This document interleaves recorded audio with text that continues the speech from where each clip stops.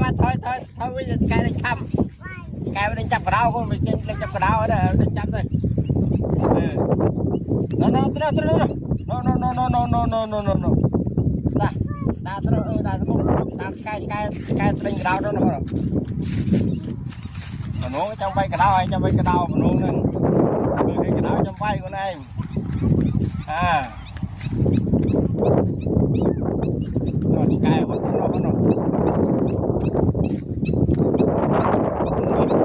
đây quay cái không này cái đánh cái đau con đánh cái đau đấy con